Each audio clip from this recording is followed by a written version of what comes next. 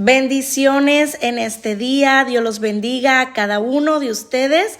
Pues este día estaremos viendo un tema que se llama el deber de rescatar almas para Cristo. Y vamos a estar hoy en el libro de Santiago, capítulo 5, versículo 19 al 20. Vamos a comenzar con una oración para dar gracias al Señor por este día y para pedirle que sea su Espíritu Santo el que tome el control de este tiempo, para que seamos edificados cada uno de nosotros y que sea Él, el Espíritu Santo, el que nos habla a cada uno de nosotros a través de su palabra. En el nombre del Padre, del Hijo, del Espíritu Santo, Padre, venimos delante de tu presencia en este día, Padre. Te damos gracias por un nuevo día que nos permite, Señor, estar reunidos en tu nombre, Padre, porque dice tu palabra que donde están dos o tres reunidos en tu nombre, ahí estás tú. Y sabemos que a través de este medio, Señor, tú te glorificarás, Señor, que aunque no estamos juntos físicamente, Señor, estamos conectados en un mismo espíritu, Señor, por medio de tu palabra y de tu presencia. Padre, te pido que tomes el control de este tiempo que vamos a tomar, Señor, de dejar todos nuestros quehaceres, nuestros afanes de día a día, Señor, para poder, Señor, escuchar tu palabra. Yo te pido, Espíritu Santo, que nos hables a nuestro corazón, que nos edifiques, que nos enseñes, que nos ministres y que nos enseñes y que nos hables a los pasos a seguir en nuestra vida, en este caminar contigo, Señor, que sabemos que no es fácil. Te necesitamos día tras día, Padre. Por eso estamos aquí para tu palabra, Señor, porque tu palabra es lámpara para nuestros pies, Señor. Es esa guía que necesitamos día tras día. A ti la gloria, a ti la honra, en el nombre de Jesús. Amén y amén. Amén. Gloria a Dios. Vamos a comenzar. El tema, lo vuelvo a repetir, es el deber de rescatar almas, las almas para Cristo. En el libro de Santiago, capítulo 5, 19 al 20, dice, lo voy a leer primero en Reina Valera y luego lo voy a leer en Nueva Traducción Viviente. Dice la palabra en Reina Valera: hermanos, si alguno de entre vosotros se ha extraviado de la verdad y alguno le hace volver, sepa que el que haga volver al pecado del error de su camino salvará de muerte un alma y cubrirá multitud de pecados. Ahora en Nueva Traducción Viviente dice, mis amados hermanos, si alguno de ustedes se aparta de la verdad y otro lo hace volver, pueden estar seguros de que quien haga volver al pecador de su mal camino salvará a esa persona de la muerte y traerá como resultado el perdón de muchos pecados. ¿Qué debemos hacer cuando alguien se aparta, verdad, de la verdad? ¿Cuál es nuestro deber al respecto? Bueno, de eso se trata el estudio de hoy. Y lo primero que Santiago nos quiere enseñar es que para poder cumplir cabalmente con este deber de rescatar almas, debemos vernos en primer lugar en Cristo, debemos vernos como una familia. Cuando venimos a Cristo, tenemos una nueva familia en Cristo. No siempre Santiago, si usted lee la carta de Santiago, que es corta y pequeña, solamente 5 capítulos, si usted ve toda esa carta, no siempre él utiliza esa expresión. Esto que vamos a hablar hoy es un tema que enfatiza la hermandad de la iglesia. O sea, no es un tema solamente para el inconverso, para el no creyente. Es un tema que enfatiza a la iglesia en Cristo, o sea, los que ya estamos dentro. La palabra de Dios es tan hermosa porque no solamente habla al no creyente para salvar su alma, sino habla a los que ya estamos dentro. Entonces, en un mismo tema vamos a hablar a los dos lados, al que no es creyente y al que es creyente. Eso es la palabra de Dios. La palabra de Dios, por eso es inspirada, fue inspirada por el Espíritu Santo, porque la podemos interpretar para ambos casos y para toda persona y toda criatura. Lo primero que debemos tener presente es que nosotros debemos vernos, los que ya estamos en Cristo, como hermanos unos de otros. Lo segundo que nos da Santiago es una palabra de precaución. Fíjese, dice, mis amados hermanos. Mis amados hermanos, o sea, él les dice hermanos.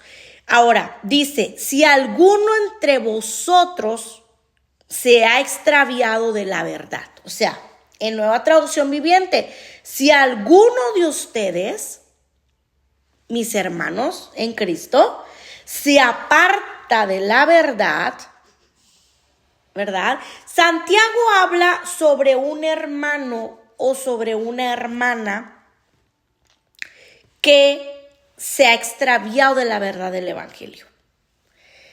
Y les está advirtiendo a ellos, si alguno de ustedes se ha extraviado, como que diciendo Santiago, yo no sé, pero por ahí yo creo que uno de ustedes, ¿verdad? Pero Santiago no lo dice así como que directamente, sino lo habla en general. Entonces Santiago habla sobre un hermano o una hermana que se ha extraviado de la verdad del evangelio. O sea, ¿cuál es la verdad? Esta es la verdad. Es decir, que ha dejado de buscar a Dios. Se ha ausentado de la iglesia, ha dejado de perseverar, ha dejado de buscar a Dios, ha dejado de servir a Dios o ha abrazado un estilo de vida pecaminoso que no agrada a Dios. El pasaje no lo dice directamente, pero es posible que sea algo serio, ya que Santiago habla de hacer regresar al pecador. O sea, él lo llama como pecador. Dice, y otro lo hace volver, pueden estar seguros de quien haga volver al pecador de su mal camino, salvará a esa persona de la muerte y traerá como resultado el perdón de muchos pecados. Santiago nos enseña que el extraviarse de la verdad es algo que ocurre, ¿verdad?, en la iglesia de Cristo. O sea, eso, un hermano o una hermana que se ha extraviado, que se ha alejado, que como lo decimos nosotros, se ha alejado de Dios, se ha vuelto para atrás, en fin, como lo quiera usted llamar, eso se puede decir común que pase en la iglesia de Dios, en la iglesia del Señor. Y como pasa en estos tiempos, vemos aquí en Santiago que pasaba también en aquellos tiempos, en el principio, en la iglesia primitiva. Nadie, nos enseña aquí que nadie estamos exentos de extraviarnos. La iglesia a la cual Santiago escribe era una iglesia perseguida. Acuérdese que en este tiempo la iglesia primitiva era una iglesia perseguida. Estaba dispersa por la persecución. Y allí en el exilio las cosas no eran fáciles. O sea, no la tenía nada fácil como ahora nosotros podemos decir la verdad a comparación de la iglesia primitiva. la verdad nosotros la tenemos fácil. No más que, como dice el dicho, hacemos una tormenta en un vaso de agua. Porque si nos comparamos a la situación de la iglesia primitiva, a la situación de ahora de nosotros como cristianos, no estamos ni así como la iglesia primitiva, la verdad. Entonces, esta iglesia a la que le escribe Santiago tenía muchas aflicciones.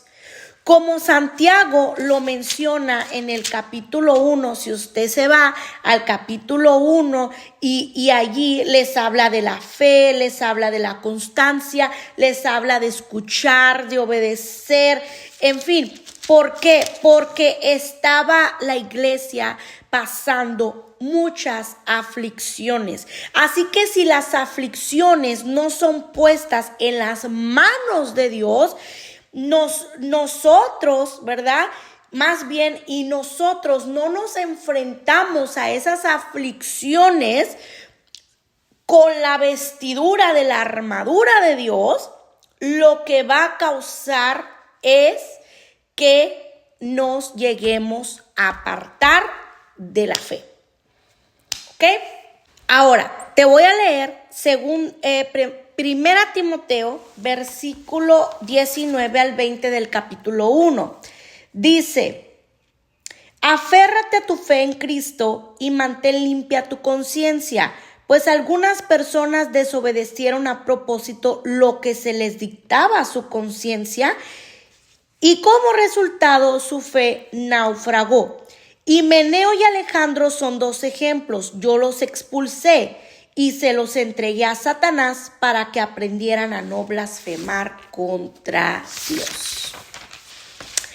En 2 Timoteo nos da un ejemplo de dos líderes, eran dos líderes de la iglesia que se extraviaron de la fe. O como dice Pablo aquí, naufragaron en cuanto a la fe. El barco de su fe quiere decir se hundió. Su fe decayó, su fe desmayó, su fe quedó por el piso. ¿Cuál fue la causa?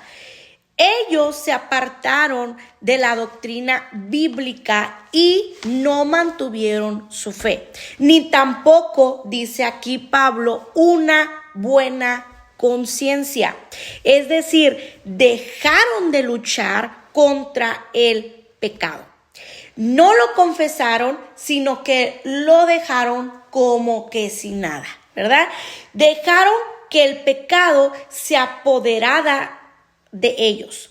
Y el resultado en el caso de los líderes de esta iglesia fue la expulsión de la iglesia.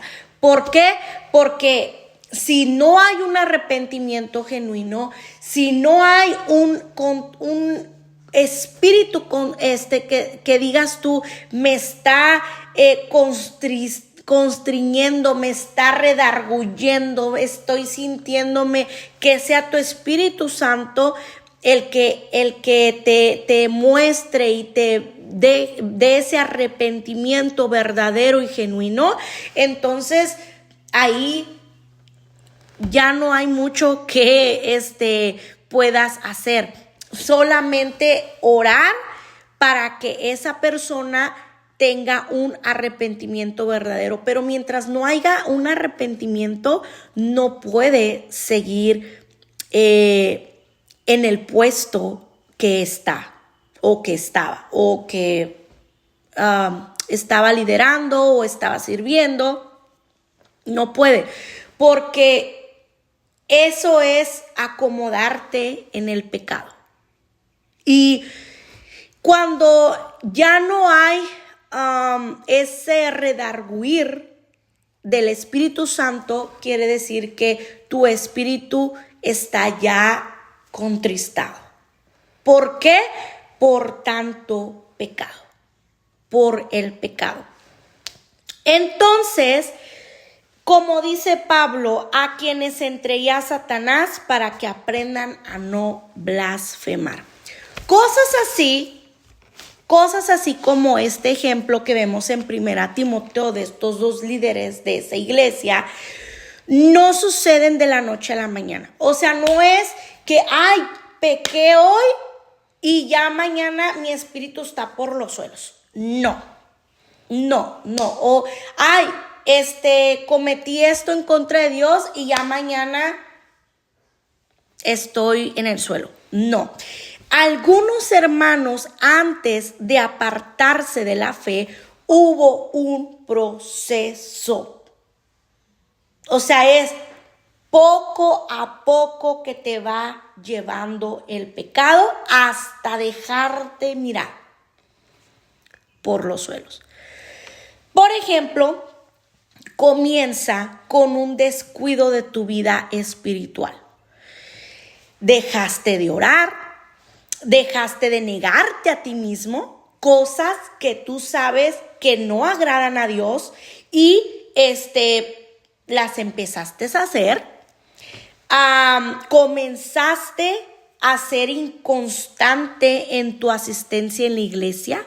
Por cualquier cosita empiezas a dejarte de congregar, empiezas a faltar. Ya no hay ese deseo de ir a la casa de Dios, a adorarle, a alabarle, a exaltarle. Poco a poco se fueron deslizando. Todos aquellos que entre nosotros, que por las razones que sean, han descuidado de su vida espiritual, son candidatos a extraviarse de la verdad. La causa, ¿cuál es la causa? Es el pecado. Y no hay otra causa. O sea, a todo este descuido espiritual es el pecado. Santiago 5:20 dice: sepa que el que haga volver al pecador del error de su camino. La razón por la cual un hermano se ha extraviado de la verdad lo es el pecado. No busquemos mayor explicación porque no hay otra. O sea, aunque usted quiera justificar, no, es que por esto y es que por aquello, no hay excusa, no hay justificación, no hay otra, es el pecado. Ejemplo, el que amó más al mundo que las cosas de Dios. El amar al mundo más que a las cosas de Dios, eso es pecado. El dejar de buscar de Dios, eso es pecado. El dejar de luchar contra las tentaciones es pecado. El que puso su trabajo primero antes que el reino de Dios es pecado. Y lo triste del caso es que el pecado nunca viene solo. Nunca viene solo. Siempre viene acompañado. El daño es como una gangrena. ¿Sabe lo que es una gangrena? Una infección que va corriendo en el cuerpo, corriendo, que comienza en el dedo chiquito del pie y sigue creciendo, que daña el pie, daña la pierna, daña el torso, llega hasta dañar los intestinos y los órganos y todo por dentro. Todos tus órganos internos los llega a dañar. Por lo tanto, ¿qué pasa? El pecado afecta tu vida y no solamente tu vida, afecta tu matrimonio, afecta a tus hijos, afecta todo. Todo. Preguntémonos ahora una pregunta. Preguntémonos: ¿cómo estoy cuidando mi alma? ¿Cómo estoy cuidando mi alma? ¿Cómo lucho yo? ¿Cómo estoy luchando? ¿Cómo lucho contra el pecado? ¿Cómo lucho contra el desánimo? ¿Cómo lucho contra la pereza? ¿Cómo lucho contra el error doctrinal? ¿Cómo lucho contra las tentaciones? ¿Y cómo lucho contra el amor al mundo? Los cristianos somos libres del dominio del pecado. Sí, somos libres. En Cristo se supone que somos libres del dominio del pecado. Pero no estamos exentos de los ataques del enemigo. El enemigo intenta retomar el control de nosotros. Él quiere volver a tomar ese control de nosotros. No crea que Él dice, ay, qué bueno, ya está en Cristo, nueva criatura es y ya es libre. Y ya, se me fue de las manos. No. Él va a intentar volver a tener el control de ti. La batalla que existe dentro de todos nosotros como cristianos es entre el pecado y la nueva naturaleza en Cristo. Esa batalla va a continuar. Déjeme decirle que esa batalla entre el pecado y nuestra nueva naturaleza en Cristo va a continuar hasta que el Señor nos llame a su presencia. O sea, para que me entienda, hasta que moramos en este cuerpo de carne, en el cuerpo físico aquí en esta vida. Ahora, lo que sí podemos hacer por medio del Espíritu Santo es tomar las decisiones correctas y las acciones apropiadas para poder impedir que ese pecado tome el control sobre nuestros pensamientos, nuestras acciones y nuestras palabras. 5 maneras de hacerlo. ¿Cómo lo hago? Ok. Primero, mira a Jesús y a su cruz. Jesús sufrió y murió en la cruz para rescatarnos a nosotros y para redimirnos del poder del pecado. Esto, el saber que Cristo sufrió una muerte de cruz por mí, para que yo fuera libre del pecado y pueda ser libre del poder de Satanás, eso me tiene que motivar a mí a amar a Dios y a odiar el pecado. Cuando uno verdaderamente es convertido, valora el amor que Cristo tuvo por mí para morir en esa cruz por mí. Nadie más murió por mí, ni créame, nadie más va a morir por mí. Ningún líder espiritual, ningún hermano en Cristo, ningún pastor o esposa de pastor, lo que sea, nadie va a morir por ti, ni murió por ti. El único que murió por ti fue el Señor Jesucristo. Ese es el amor más grande que se nos demuestra a nosotros. Entonces, ese amor que Él me demostró a mí en la cruz, por el cual ahora yo gozo de libertad espiritual, que recuerdo de dónde me sacó el Señor, de las garras del enemigo, donde el Señor me sacó. me motiva a mí y me hace a mí amar a Dios y a odiar el pecado. Y escoger la obediencia a Dios en lugar de desobedecerlo. 2, mantener una visión clara y correcta de Dios. Como vemos a Dios, como usted ve a Dios, impacta cómo ve el pecado.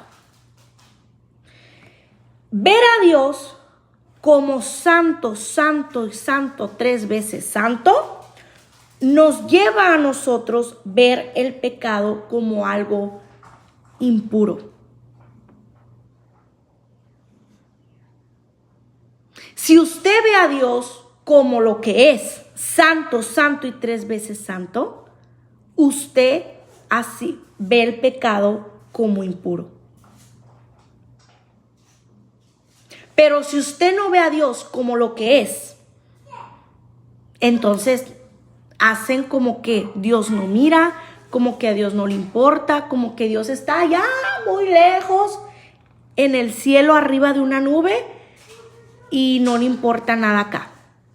Pero cuando usted sabe lo que es Dios de verdad, que es un Dios vivo, que es un Dios santo, que es un Dios fuego consumidor, que es lento para la ira y grande en misericordia, no dice que nunca se enoja, que Dios no se enoja. Sí se enoja, simplemente que es lento para enojarse. O sea, es paciente. Pero es grande en misericordia. Por eso estamos aquí. Porque si no fuera grande en misericordia, no estuviéramos nadie aquí, de los que ya estamos en Cristo. Número 3. Dedícate a la palabra de Dios. Incluye leerla, meditarla y obedecerla. Porque de nada me sirve a mí leerla, meditar en ella, saberla, pero no hacerla. Dice Salmo 119:11, en mi corazón he guardado los dichos de tu boca para no pecar contra ti, dijo David. Dios usa su palabra para lavarnos. Esto es una obra en nosotros llamada santificación.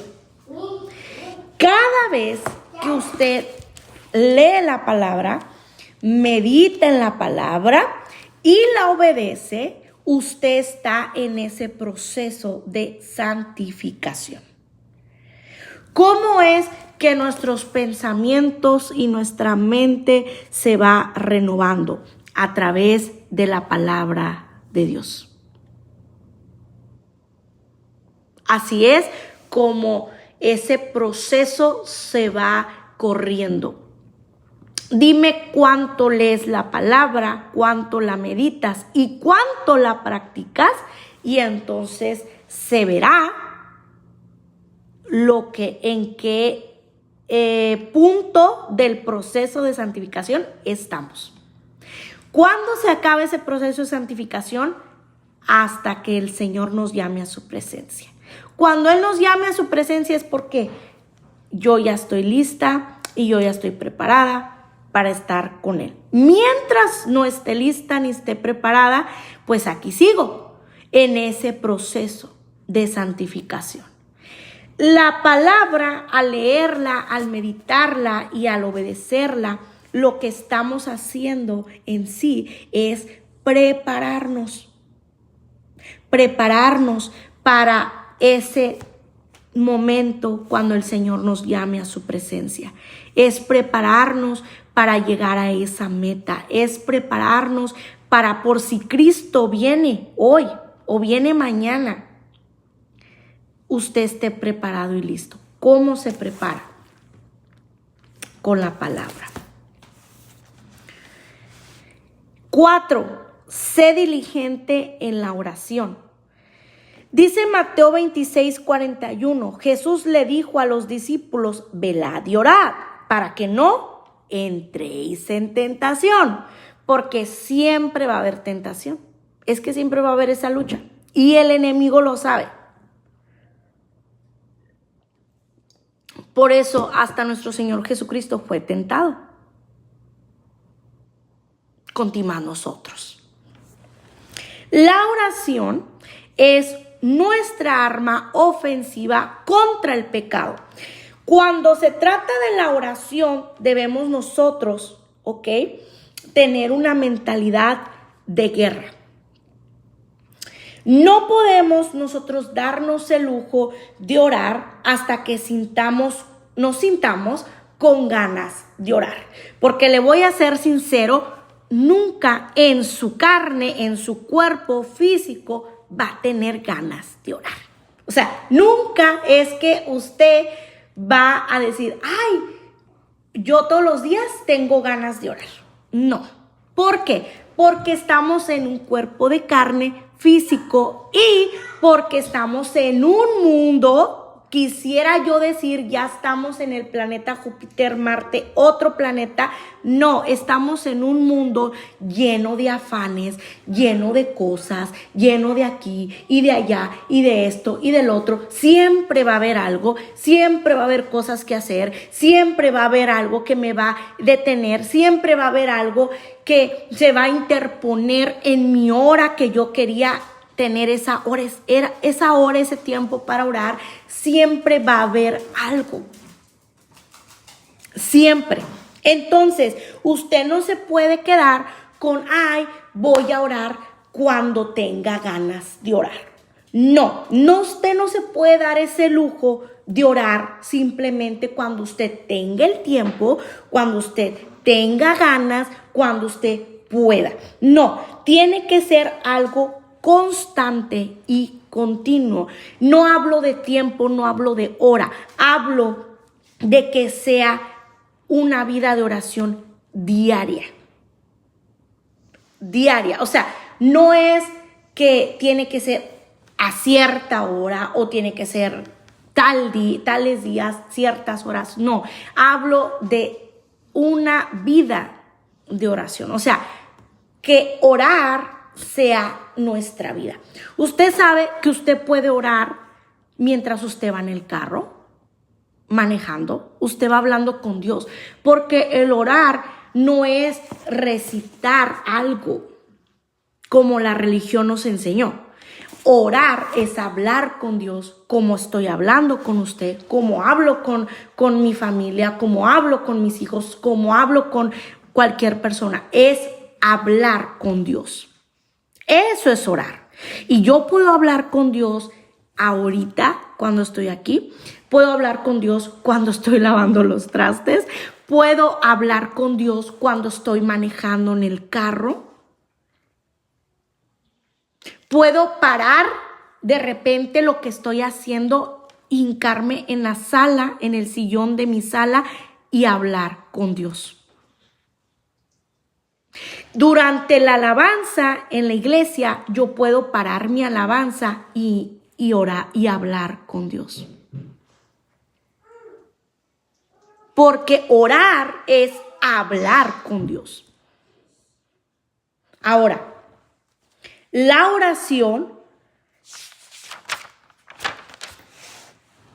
en la oración tenemos que meternos en la mente que la oración también es lucha y es guerra. Cuando viene la tentación, los primeros 10 segundos determinarán el resultado. Cuando viene una tentación a su vida, a su mente, porque la mente es el campo de batalla, los primeros 10 segundos van a determinar el resultado. En ese lapso de tiempo, esos 10 segundos que te viene una tentación, esos 10 segundos, ora.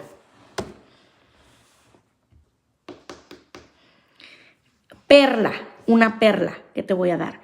Si decidiste dejar una adicción, por ejemplo, drogas, alcohol, pornografía o también te daba mucha ansiedad, el Salmo 69.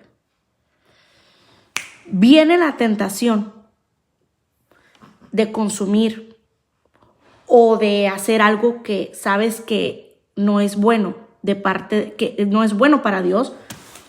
Esos primeros 10 segundos, ora. Agarra tu Biblia, Salmo 69. No dejes que corra ese pensamiento más de 10 segundos.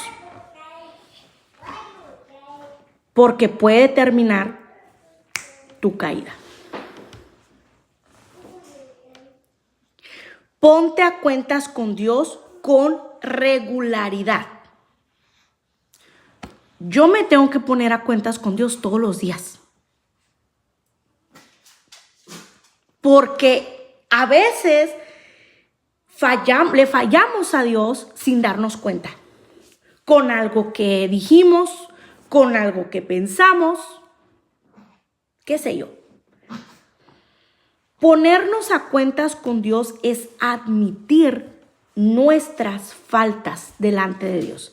Si tú dices, no, yo no le fallo a Dios, no, yo estoy bien con Dios, ahí ya fallaste.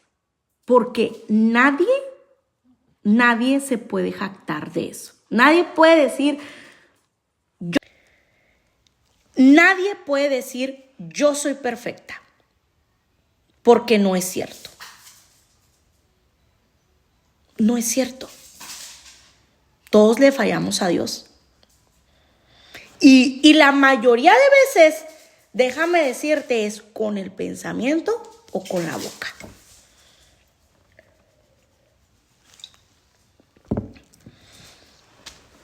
Cuando tú te pones a cuentas con Dios, o sea, que admites tus faltas, suceden dos cosas. Cuando tú lo haces, suceden dos cosas. La primera, que Dios nos perdona. Dice 1 Juan 1:9, si confesamos nuestros pecados, Él es fiel y justo para perdonar nuestros pecados y limpiarnos de toda maldad. Porque tú estás confesando tus pecados al Señor. Y Él es fiel. Dios es fiel y justo. Y está puesto para perdonar. Pero aquel que no lo confiesa, aquel que dice, no, yo no, amachado en el no, entonces ese no tiene un arrepentimiento, no hay un redarguir, no hay nada. Entonces, pues ese dice Dios, bueno, pues tú así quieres estar, así quédate pues. Porque algo bueno del Señor, ¿verdad? Y digo que bueno porque Él es bueno en todo. Él no obliga a nadie. Él no te obliga a que tú vengas y le pidas perdón, a que tú te arrepientas de tus fallas o de tus faltas, de tus resbalones, de tus caídas, lo que tú quieras, como le quieras llamar. Él no te obliga. Él da libre albedrío. Él da libre albedrío para que tú escojas qué quieres hacer. Pero Él, en su amor, en su misericordia, Él te da la opción.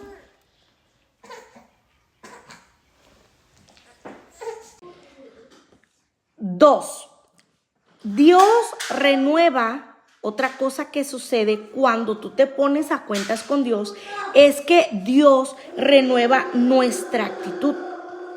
Una actitud correcta al pecado, hacia el pecado. Al confesar el pecado, nosotros vemos la verdad otra vez. O sea, es como que cuando hay ese arrepentimiento verdadero, vienes a Dios, vienes a Cristo pidiendo perdón, reconociendo que fallaste, que eso estuvo mal y pides perdón, es como que Él te resetea el cassette. Reset, como cuando se te traba el teléfono y tienes que restaurarlo, volverlo a apagarlo y que se prenda solo otra vez y vuelve a funcionar. Así. Es como que Él te renueva tu actitud, una actitud correcta al pecado, y empiezas a ver al pecado como pecado. Porque cuando no lo ves así, o sea que tu espíritu está contristado, tú al pecado lo llamas, lo ves normal. Ay, es normal, todo el mundo lo hace. Por eso hoy en día, ¿verdad? Pues el mundo está como está. ¿Por qué? Porque a lo malo le dicen bueno y a lo bueno le dicen malo. Pero si nos alineamos con Dios y venimos y pedimos perdón y admitimos nuestra falta, Él viene y nos resetea, nos renueva esa actitud. Y vemos con la actitud correcta al pecado o hacia el pecado. Al confesar el pecado, vemos la verdad otra vez. Que el pecado es malo, que el pecado es ofensivo, que el pecado es impío, que es destructivo y lleno de odio contra Dios. Con este entendimiento renovado, reafirmamos nuestro amor por Dios y fortalecemos nuestra defensa contra el pecado. Porque mientras eso no sucede, nosotros seguimos igual. O sea, no hay un cambio. ¿Por qué? Porque no ha habido un arrepentimiento verdadero. Nosotros tenemos un deber. Ahora, como cristianos, como nosotros cristianos creyentes convertidos a Cristo, nuestro deber es buscar al que se ha extraviado. El versículo 19 de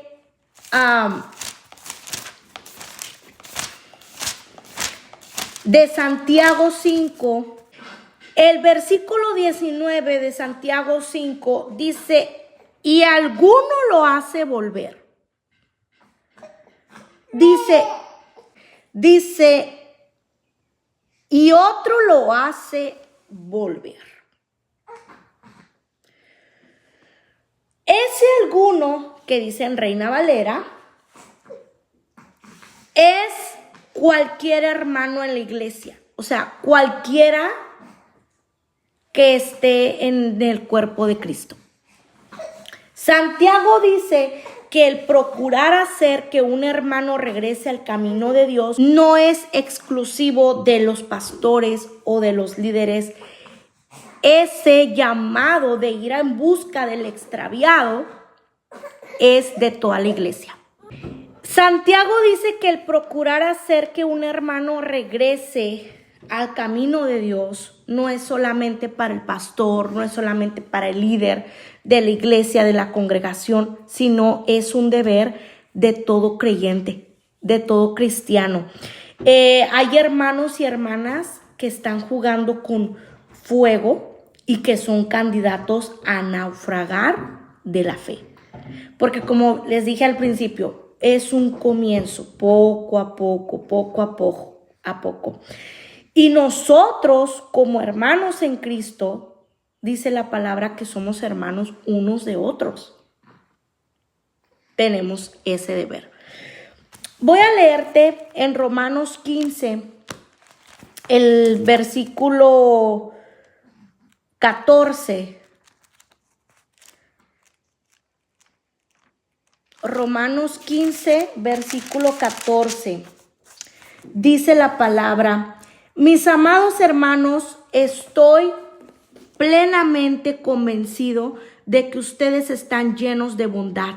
Conocen estas cosas tan bien que pueden enseñárselas unos a otros. Dice, aún así, me atreví a escribirles sobre algunos de estos temas porque sé que lo único que necesitan es recordarlos, pues por la gracia de Dios. Entonces, somos llamados nosotros a amonestarnos unos a otros, a exhortarnos unos a otros. 2 requisitos para hacerlo bien. 1, primero, estar llenos de bondad. Llenos de bondad. Número 2, de sabiduría. Con amor y con mucha sabiduría y paciencia. Y paciencia. Santiago nos da motivos para cumplir este deber. El versículo 20 dice: salvará de muerte un alma y cubrirá multitud de pecados. Si yo voy y le digo a mi hermano, a mi hermana, ¿sabe qué, hermana, hermano? Eso que está haciendo, hermana, no está bien. Hablas con esa persona y no lo hace, no entra en sí, entonces ya vas con el líder. Y si ves que no entra en sí, entonces ya se va con el pastor. Y si ves que no entra en sí, primera, segunda, tercera llamada, y no hay un redarguir del espíritu, no hay una aceptación de ese pecado,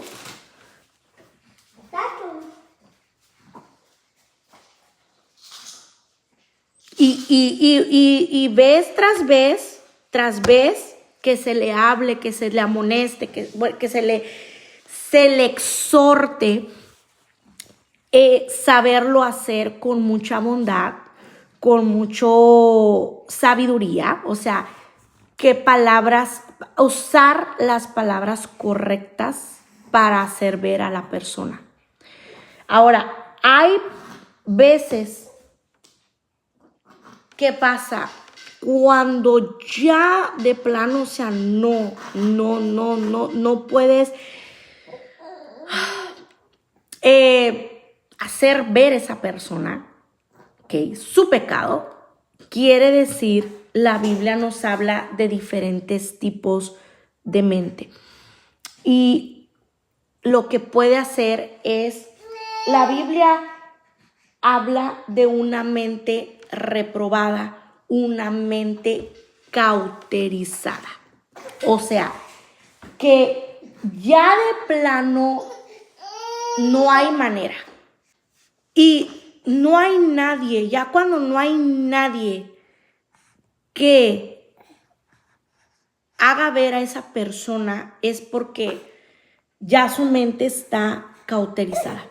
Y solamente el poder de Dios puede hacer ver a esa persona su pecado.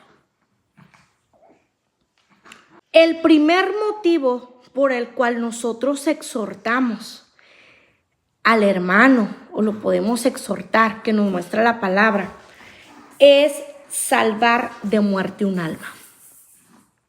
Salvar de muerte un alma. El que se aparta de la verdad está matando su alma poco a poco.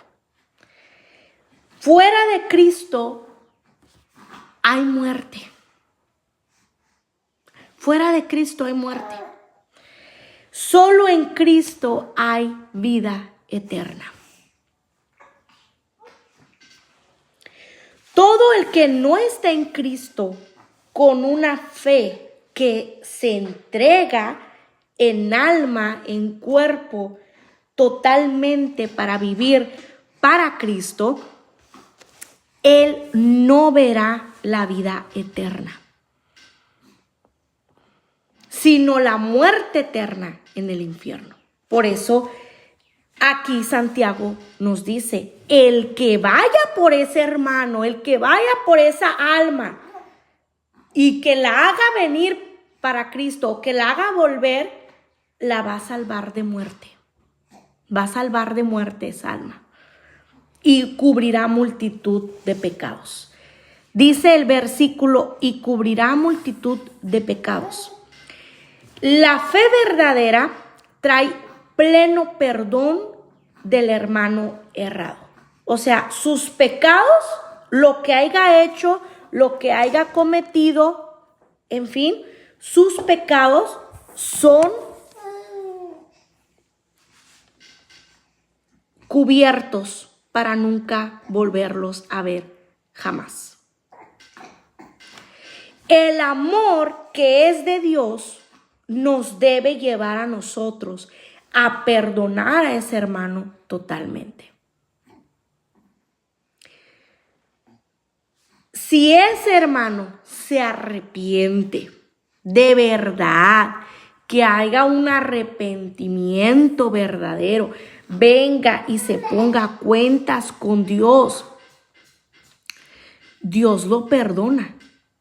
Y si Dios lo perdona, ¿quiénes somos nosotros para no perdonar?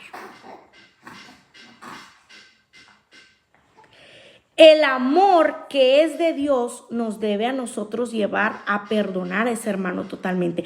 Puede ser restablecido en la iglesia y recibir a esa persona como el hijo pródigo, un nuevo vestido, un anillo, lo que significa una plena restauración a la comunión con Dios y con la iglesia. Pero que de verdad esté arrepentido. ¿Y cómo sabemos que hay un arrepentimiento verdadero? Porque hay frutos de arrepentimiento. Hay frutos de arrepentimiento. Entonces, si usted ve esos frutos de arrepentimiento, adelante. Ahí nos podemos dar cuenta que de verdad hay un arrepentimiento verdadero, una conversión verdadera. Cristo está en él, Cristo lo perdonó y entonces puede haber una comunión con Dios y una comunión con la iglesia.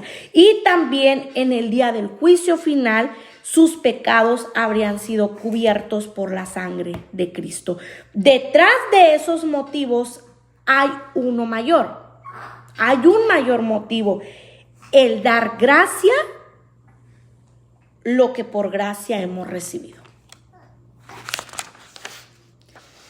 Dios a nosotros nos llama, a cada uno de nosotros, a hacer todo el esfuerzo posible en buscar al hermano que se ha extraviado de la fe. Dios nos ha permitido formar parte del equipo de rescate del cielo.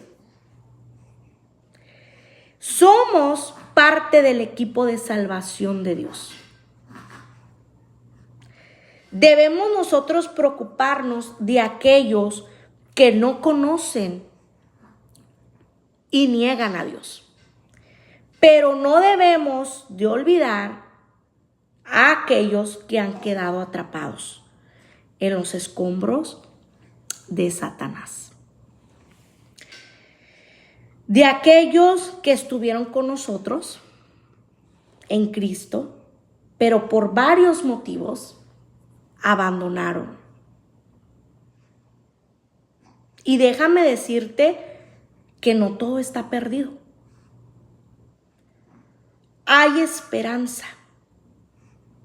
No dejemos de orar por ellos. No dejemos de preocuparnos. No dejemos de buscarlos.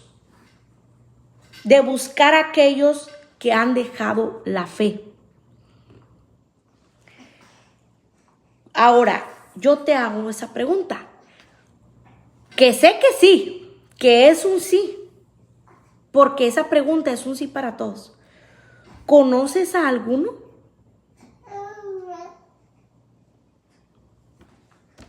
Si conoces a alguno, no desmayes. Insiste.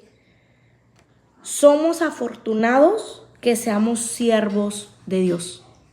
Y el Señor a eso nos llama. Mira, yo te cuento un testimonio. Había una mujer, hay una hermana, mujer en Cristo, que desde que yo la conocí,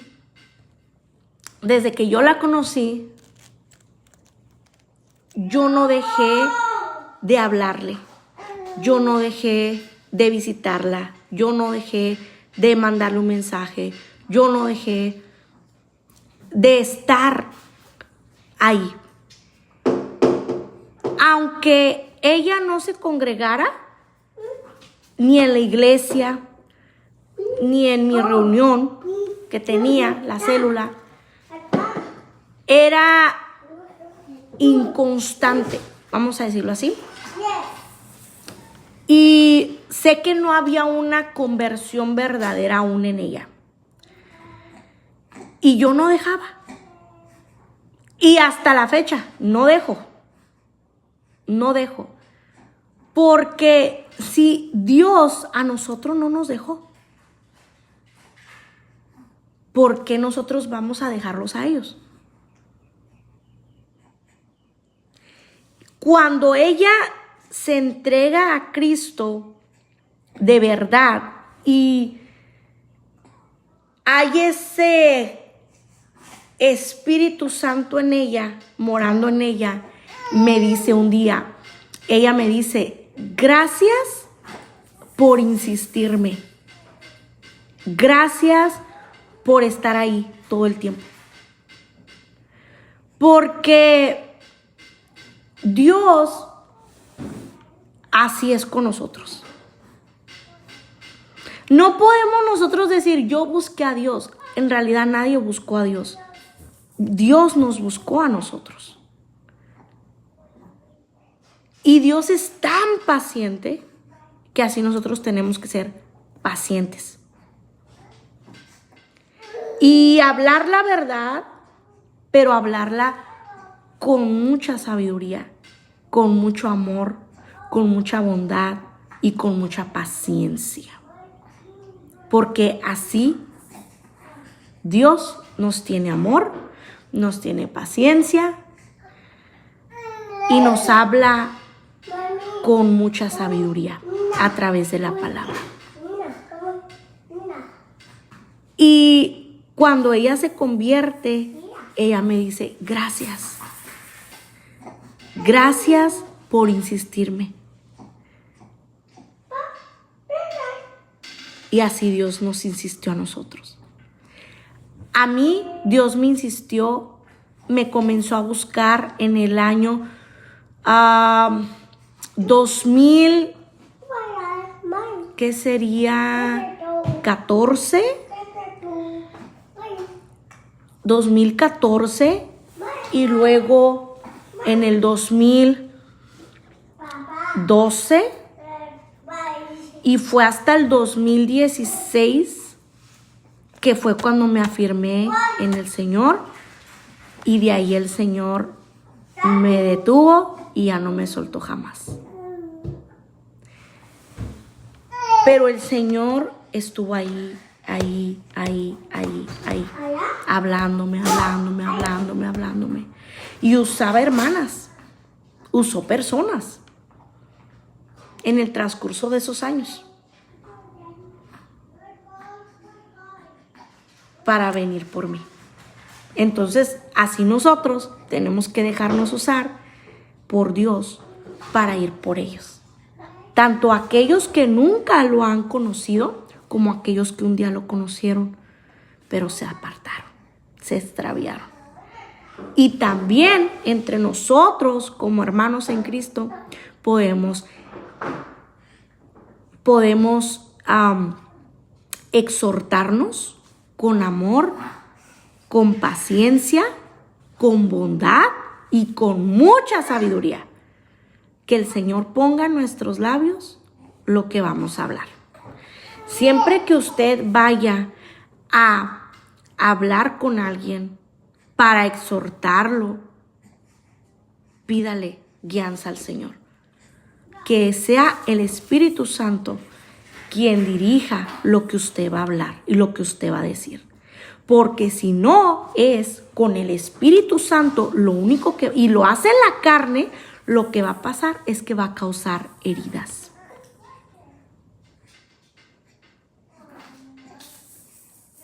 Y en vez de arreglar las cosas, las empeoramos. Por eso hay que pedirle al Señor mucha sabiduría que hablar.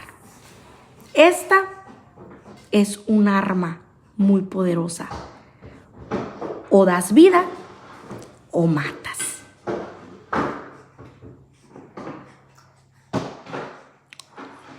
Que el Señor nos ayude a mostrar amor, a mostrar compasión, a mostrar bondad, a mostrar gracia. Y tengamos mucho cuidado con nuestra boca al momento de exhortar y al momento de evangelizar y al momento de ir por alguien. Y que el Señor nos ayude y que seamos instrumentos para su gloria y para su honra. Para que seamos es un privilegio ser instrumentos de Dios para poder ir por esas almas. Y a la vez también nos enseñó hoy la palabra el guardarnos, el cómo luchar, el cómo batallar. Bendiciones.